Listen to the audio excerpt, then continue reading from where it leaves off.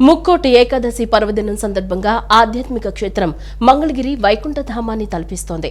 వేకువజాము నుంచి లక్ష్మీ నరసింహస్వామి వారి ఉత్తర ద్వార దర్శనం కోసం భక్తులు పోటెత్తారు. బంగారు గరుడ వాహనంపై స్వామివారు దర్శనమివ్వడంతో మంగళగిరి పురవీధులు గోవిందనామస్మరణతో మారుమ్రోగుతున్నాయి.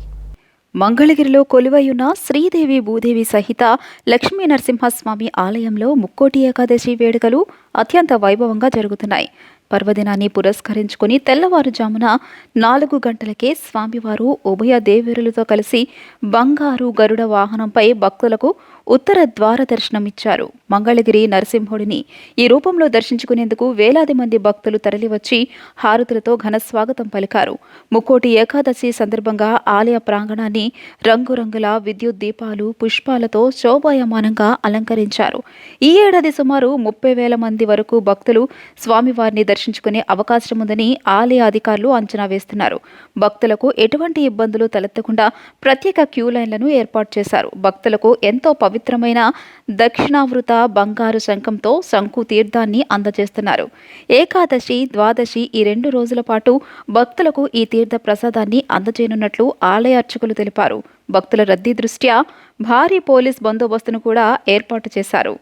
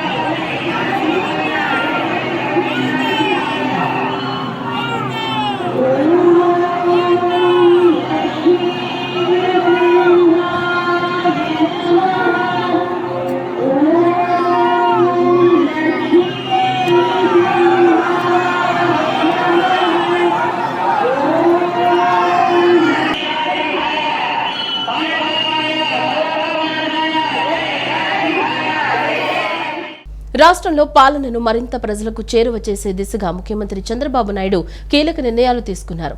ఆర్టీజీఎస్ వేదికగా వివిధ ప్రభుత్వ శాఖల పనితీరుపై ఆయన సుదీర్ఘ సమీక్ష నిర్వహించారు.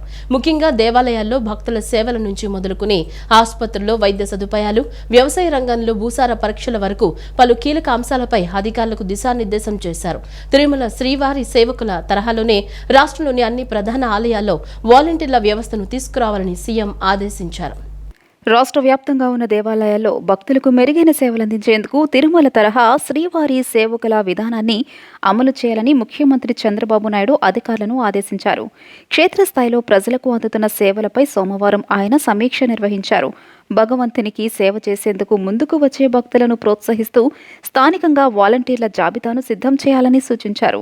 ఇప్పటికే శ్రీశైలంలో అమలవుతున్న ఈ విధానాన్ని అన్ని చోట్ల విస్తరించాలన్నారు. వైద్యారోగ్య శాఖపై సమీక్షలో భాగంగా పీహెచ్సీల నుంచి జిల్లా ఆసుపత్రుల వరకు పరిశుభ్రతకు పెద్దపీట వేయాలని, వైద్యులు ఎల్లప్పుడూ అందుబాటులో ఉండి రోగులకు నాణ్యమైన చికిత్స అందించాలని స్పష్టం చేశారు. అలాగే వ్యవసాయ రంగంలో విప్లవాత్మక మార్పులు రావాలని, భూసార పరీక్షలు నిర్వహించి రైతులకు అవగాహన కల్పించాలని సూచించారు. అతిగా ఎరువులు వాడటం వల్ల కలిగే నష్టాలను వివరిస్తూ తక్కువ యూరియాతో అధిక దిగుబడులు సాధించేలా చూడాలన్నారు. ప్రజల ఆరోగ్యం కోసం వ్యవసాయ, వైద్యారోగ్య శాఖలు సమన్వయంతో పనిచేయాలని సీఎం పేర్కొన్నారు. ధాన్యం కొనుగోలులో రైతుల నుంచి ఫిర్యాదులు రాకుండా చూడాలని, నిబంధనలు ఉల్లంఘించే మిల్లర్లపై కఠిన చర్యలు తీసుకోవాలని పౌర సరఫరాల శాఖను హెచ్చరించారు. రవాణా శాఖలో పారదర్శకత కోసం రాష్ట్ర వ్యాప్తంగా ఆటోమేటెడ్ డ్రైవింగ్ టెస్టింగ్ సెంటర్లను ఏర్పాటు చేయాలని సూచించారు. ఇక అగ్నిమాపక శాఖ పనితీరుపై ముఖ్యమంత్రి సంతృప్తి వ్యక్తం చేస్తూ ఆ విభాగం అధికారులను అభినందించారు. కూటమి ప్రభుత్వం అధికారంలోకి వచ్చిన తర్వాత ముస్లింలకు ఎంతో ప్రోత్సాహం అందిస్తుందని న్యాయ, మైనార్టీ వ్యవహారాల శాఖ మంత్రి ఎన్ఎండి ఫరూక్ తెలిపారు. ఉర్దూ భాషాభివృద్ధికి ముఖ్యమంత్రి నారా చంద్రబాబు నాయుడు మాత్రమే కృషి చేశారని ఆయన పేర్కొన్నారు. రాష్ట్ర ఉర్దూ అకాడమీ ఏర్పాటై 50 సంవత్సరాలైన సందర్భంగా స్వర్ణోత్సవ కార్యక్రమం తుమ్మలపల్లి కళాక్షేత్రంలో నిర్వహించారు. ఆ కార్యక్రమానికి ముఖ్య అతిథిగా మంత్రి ఎన్ఎండి ఫరూక్ హాజరై మాట్లాడుతూ రాష్ట్రంలో ఉర్దూ భాషను అభివృద్ధి చేయడంలో పునాది మాజీ ముఖ్యమంత్రి స్వర్గీయ ఎన్టీ రామారావు పరిపాలన నుంచే ప్రారంభమైందన్నారు. ఉర్దూ అకాడమీకి తమ కూటమి ప్రభుత్వం తగినన్ని నిధులను కేటాయించిందన్నారు. ముఖ్యమంత్రి నారా చంద్రబాబు నాయుడు దేశంలో ఏ రాష్ట్రంలో లేని విధంగా ఉమ్మడి ఆంధ్రప్రదేశ్లోని ఉర్దూ విశ్వవిద్యాలయాన్ని హైదరాబాద్లో ఏర్పాటు చేశారన్నారు. మైనార్టీల అభివృద్ధి సంక్షేమానికి బడ్జెట్లో గతంలో ఎన్నడూ కేటాయించని విధంగా కేటాయింపులు చేసిన ఘనత ముఖ్యమంత్రి చంద్రబాబుకి దక్కుతుందన్నారు. మైనార్టీల పక్షపాతిగా ముఖ్యమంత్రి చంద్రబాబు నాయుడు ముస్లింల అభ్యున్నతికి కృషి చేస్తున్నామన్నారు. ఉర్దూ భాషకు అసలు ప్రావీణ్యత లేదు. తెలంగాణలో కూడా తెలంగాణలో ఎక్కువగా ఉర్దూ భాష మాట్లాడేవారు ఉండే కూడా అక్కడ ఉండేవారు బాబాగా హిందూ సోదరులు ఎక్కువగా మాట్లాడేవారు. నాతో పాటు క్యాబినెట్లో ఉండేవారు చాలామంది సీనియర్ నాయకులు ఉన్నారు. మహేంద్రనాథ్ గారు కానీ, అదేవిధంగా ఎత్తి రాజారావు గారు కానీ, సుధాకర్, వీళ్ళంతా బాగా మంచి ఉర్దూ మాట్లాడి ఉర్దూ పేపర్ చదివేవాళ్ళు. కానీ ఉర్దూ పేపర్ ఏం చదివినా కూడా నారాయణరావు స్పీకర్ గారు కానివ్వండి, అదేవిధంగా చాలా అన్ని పార్టీల వాళ్ళు ఉన్నారు, చాలా బాగా బ్రహ్మాండంగా మాట్లాడారు. కానీ ఉర్దూ అకాడమీని గుర్తించిన వ్యక్తి మహావ్యక్తి చంద్రబాబు నాయుడు గారు. అప్పుడు ఉర్దూ అకాడమీ మొట్టమొదటి చైర్మన్గా ఉండేవారు ఎవరు? ముస్లిం కాదు. దాన్ని స్థాపించిన వాడు కూడా బాగారెడ్డి గారు. ఆయన కాంగ్రెస్ పార్టీ చెందిన, అప్పుడు మా పార్టీ లేదు. దానికి శ్రీవాత్సవ అని చెప్పి ఆయనకు చైర్మన్గా ఆయన్ని దాన్ని స్థాపించి శ్రీవాత్సవ అనే అతనికి ఆయనకు చైర్మన్గా వేయడం జరిగింది. దాని పరివాసనమే ఈరోజు ఉర్దూ అకాడమీ ఈరోజు ఈ స్థాయికి వచ్చింది. అనంతరం పార్లమెంటు సభ్యులు కేశినేని శివనాథ్ మాట్లాడుతూ ఉర్దూ అకాడమీ అభివృద్ధికి దేశంలోనే మొదటి ఉర్దూ యూనివర్సిటీ స్థాపన చంద్రబాబు నాయుడు హయాంలోనే జరిగాయని ఆయన గుర్తు చేశారు. ఆంధ్ర రాష్ట్ర విభజన తర్వాత కర్నూలులో ఉర్దూ యూనివర్సిటీ కోసం దాదాపు 175 ఎకరాల స్థలాన్ని కేటాయించినప్పటికీ గత ప్రభుత్వం నిర్లక్ష్యం చేసిందన్నారు. ప్రస్తుత ఉర్దూ అకాడమీ చైర్మన్ షుబ్లీతో ఆయనకున్న పరిచయాన్ని, దళితుల హక్కుల కోసం, న్యాయం కోసం కలిసి చేసిన పోరాటాలను ఆయన గుర్తు చేసుకున్నారు. విజయవాడ నగర అభివృద్ధిలో ముస్లింల పాత్ర ఎనలేనిదని, నగరంలోని బోర్డులపై ఉర్దూ భాషకు ప్రాధాన్యత కల్పించడం సంతోషకరమని పేర్కొన్నారు. మాతృభాషను గౌరవించాలని చంద్రబాబు నాయుడు ఎప్పుడూ కోరుకుంటారని, అందుకే తెలుగుతో పాటు ఉర్దూను కూడా సమానంగా గౌరవిస్తున్నారని ఆయన తెలియజేశారు. ఉర్దూ అకాడమీ స్థాపించి 50 సంవత్సరాలు పూర్తయిన సందర్భంగా ఆంధ్రప్రదేశ్ ఉర్దూ అకాడమీ చైర్మన్గా షుబ్లీ గారిని నియమించి గౌరవ ముఖ్యమంత్రి నారా చంద్రబాబు నాయుడు గారు ఒకటే కోరుకుంటారు, అన్ని మాతృభాషల్లో కూడా బాగా యూసేజ్ పెరగాలని. తెలుగు ఎంతోగా మాట్లాడతామో అదేవిధంగా ఉర్దూ కూడా ప్రమాణంగా ఉండాలని, వాళ్ళ ఉర్దూని ఎవరన్నా ఉర్దూలోకి తీసుకొచ్చిందంటే అది గౌరవ ముఖ్యమంత్రి నారా చంద్రబాబు నాయుడు గారు. దేశంలోనే ఉర్దూ యూనివర్సిటీ ప్రప్రథమంగా చేసిన ఘనత మన గౌరవ ముఖ్యమంత్రి నారా చంద్రబాబు నాయుడు గారు. అనంతరం ఉర్దూ అకాడమీ చైర్మన్ మహమ్మద్ ఫారూక్ షుబ్లీ మాట్లాడుతూ ఉర్దూ భాషకు మతంతో సంబంధం లేదన్నారు.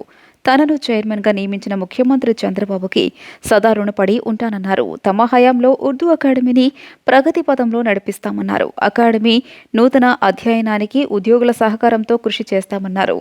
1975 డిసెంబర్ 31న ఉర్దూ అకాడమీ స్థాపించబడిందని, 2025 నాటికి 50 ఏళ్లు పూర్తవుతున్న సందర్భంగా సురూర్ ఏ ఉర్దూ మహోత్సవం అనే పేరుతో పెద్ద ఎత్తున వేడుకలు నిర్వహిస్తున్నట్టు తెలియజేశారు. ముఖ్యమంత్రి నారా చంద్రబాబు నాయుడు ఉర్దూ అభివృద్ధికి దేశంలోనే మరెక్కడా లేని విధంగా కృషి చేస్తున్నారని కొనియాడారు.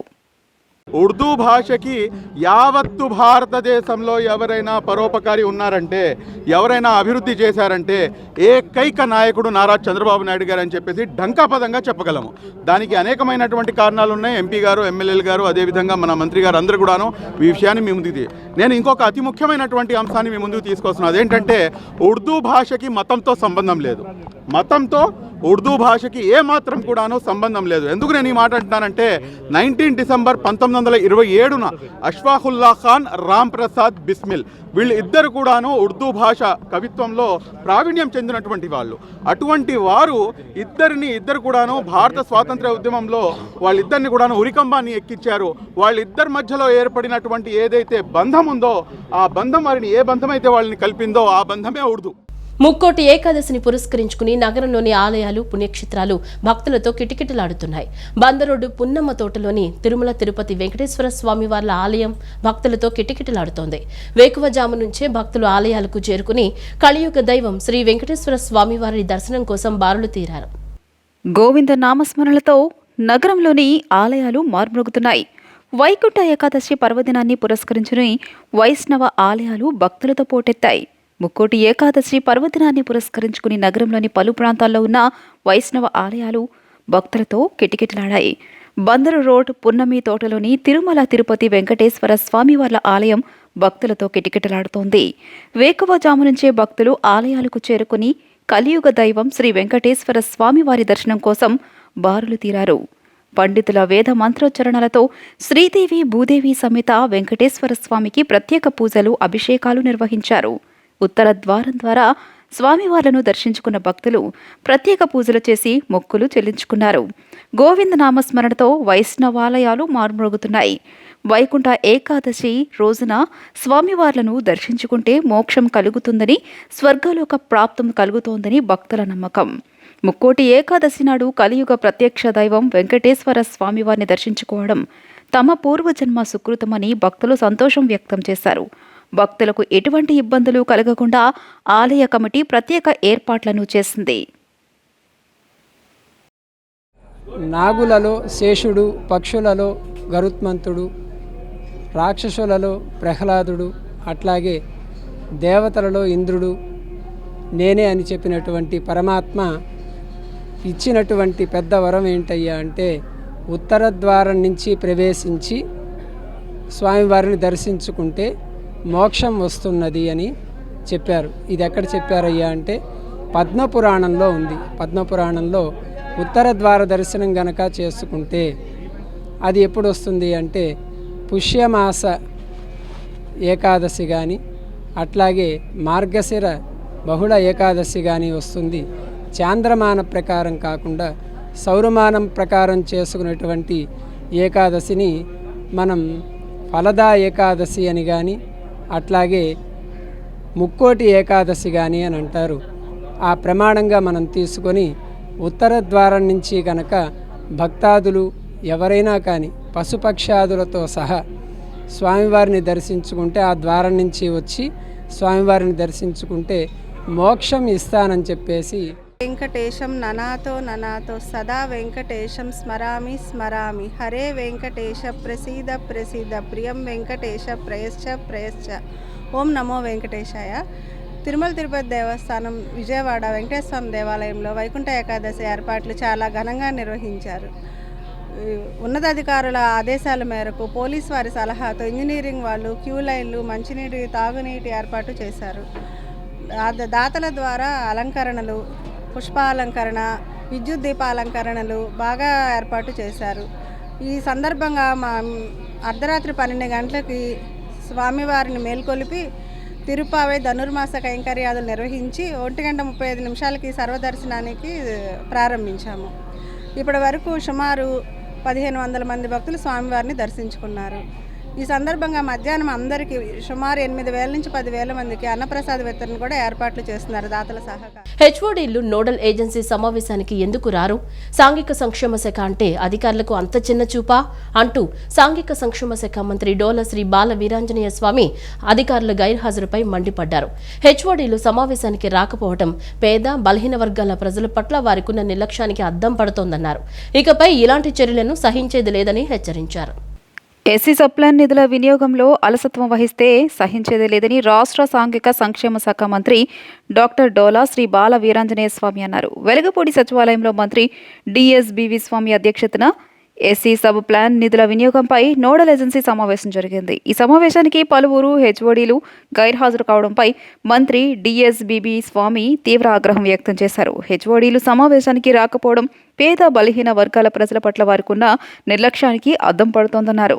హెచ్ఓడీలు నోడల్ ఏజెన్సీ సమావేశానికి ఎందుకు రారు? సాంఘిక సంక్షేమ శాఖ అంటే అధికారులకు అంత చిన్న చూపా అంటూ ఆగ్రహం వ్యక్తం చేశారు. హెచ్ఓడీలు తప్పనిసరిగా నోడల్ ఏజెన్సీ సమావేశానికి హాజరు కావాలన్నారు. పేద, బలహీన వర్గాల అభివృద్ధికి ప్రభుత్వం చేస్తున్న కృషికి అధికారులు తమ వంతు తోడ్పాటు అందించాలన్నారు.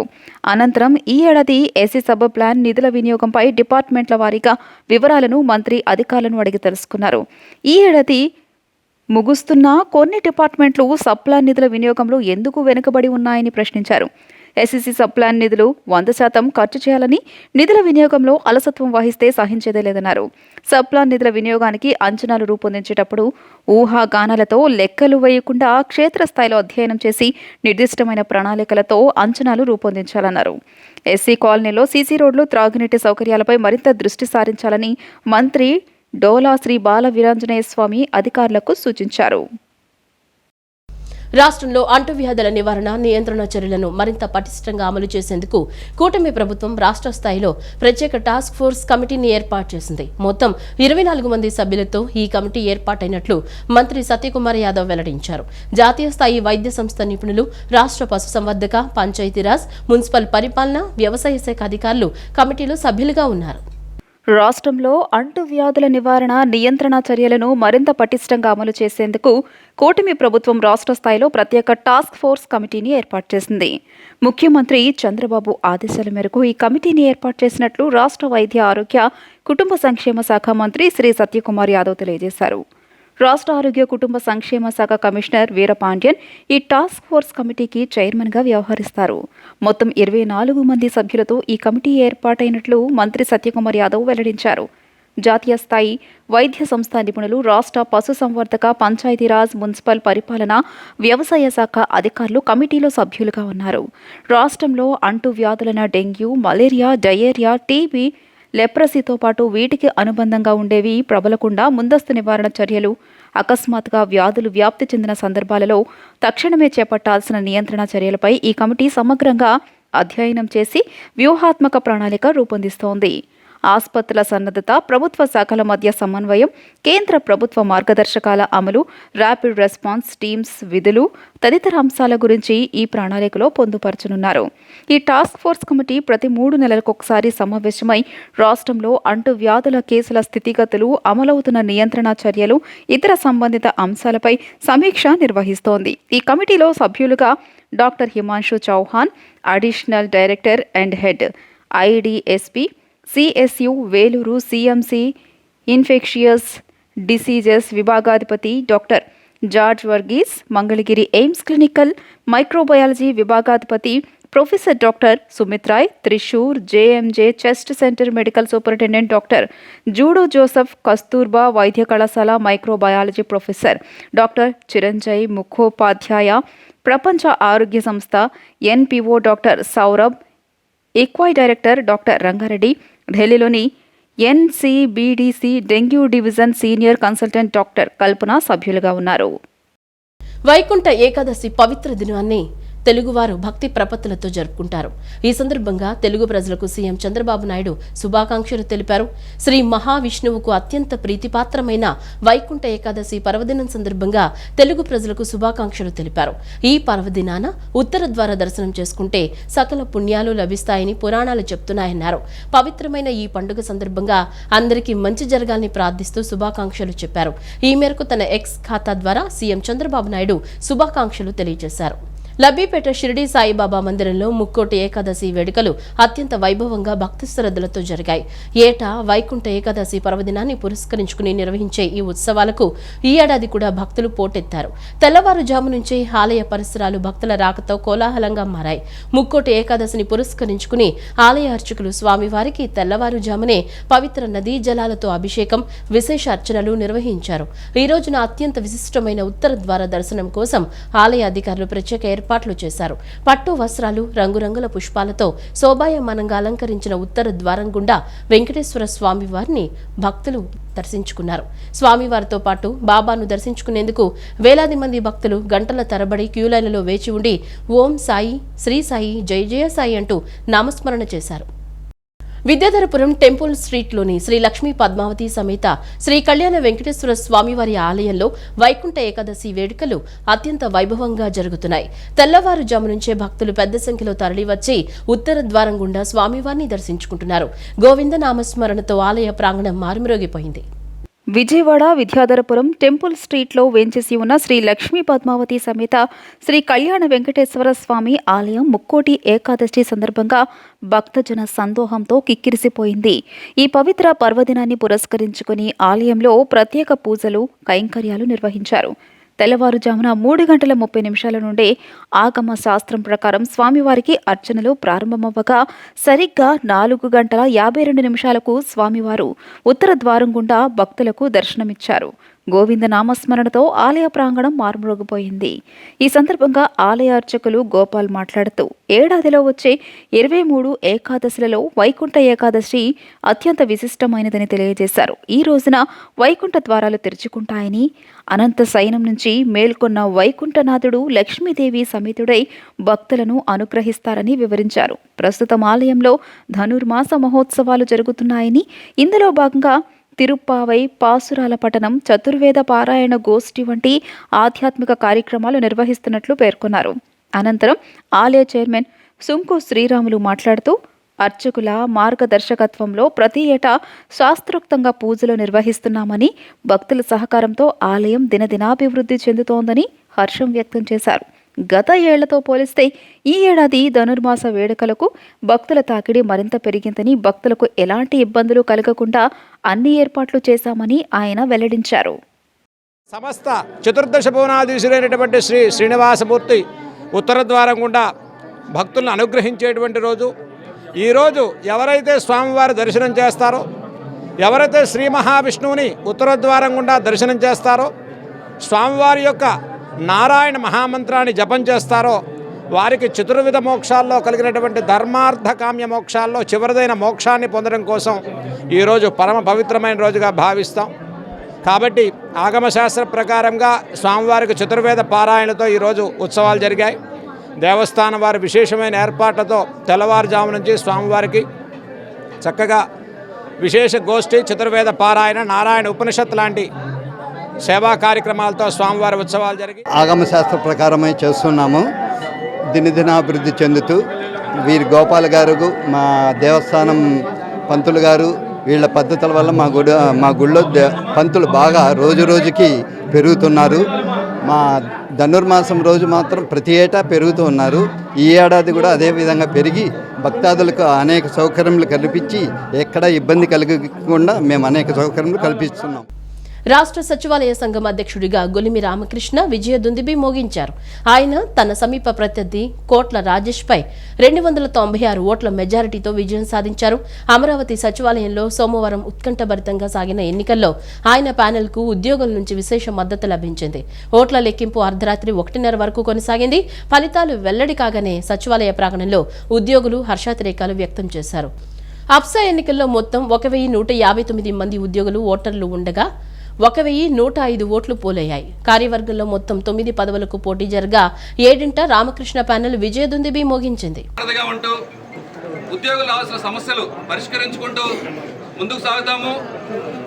అందరం ముఖ్యంగా హామీలు ఇవ్వడం జరిగింది. ఏమైతే హామీలు ఇచ్చామో అవి మొదటి రోజు నుంచే కార్యాచరణ తీసుకురావడానికి అందరం ఒకే కుటుంబంగా రాబోయే 3 సంవత్సరాల్లో గౌరవ ముఖ్యమంత్రి గారికి సన్నిహితంగా ఉంటూ మన సమస్యలు పరిష్కరించుకోవడానికి అందరినీ కలిసికట్టుగా ముందుకు నడిపిస్తానని. ముక్కోటి ఏకాదశి పర్వదినం సందర్భంగా ఆలయాల్లో వేకువజాము నుంచే భక్తులు బారులు తీరారు. గన్నవరంలోని శ్రీ ఆంజనేయ స్వామి, వెంకటేశ్వర స్వామి దేవాలయాల్లో భక్తులు స్వామివార్లను దర్శించుకునేందుకు పోటెత్తారు. సుమారు కిలోమీటర్ల కొద్దీ దర్శనార్థం వచ్చిన భక్తులు బారులు తీరారు. ముక్కోటి ఏకాదశి పర్వదినాన్ని పురస్కరించుకుని గన్నవరం నియోజకవర్గంలోని ఆలయాలు ఆధ్యాత్మిక శోభతో విరాజిల్లుతున్నాయి. వైకుంఠ ఏకాదశి కావడంతో వేకువజాము నుంచే భక్తులు భారీగా తరలివచ్చారు. ముఖ్యంగా గన్నవరంలోని శ్రీ ఆంజనేయ స్వామి మరియు శ్రీ వెంకటేశ్వర స్వామివార్ల దేవాలయాల వద్ద భక్తుల సందడి నెలకొంది. స్వామివారి ఉత్తర ద్వార దర్శనం కోసం భక్తులు తెల్లవారుజాము నుండే బారులు తీరారు. భక్తుల రద్దీ ఎంతలా ఉందంటే కిలోమీటర్ల మేర క్యూలైన్లు సాగాయి. చలిని కూడా లెక్క చేయకుండా గోవిందనామ స్మరణతో ఆలయ ప్రాంగణాలు మారుమోగుతున్నాయి. భక్తులకు ఎటువంటి ఇబ్బందులు కలగకుండా ఆలయ కమిటీ వారు ప్రత్యేక ఏర్పాట్లు చేశారు. ఈ వార్త ఇంతటితో సమాప్తం. నమస్కారం.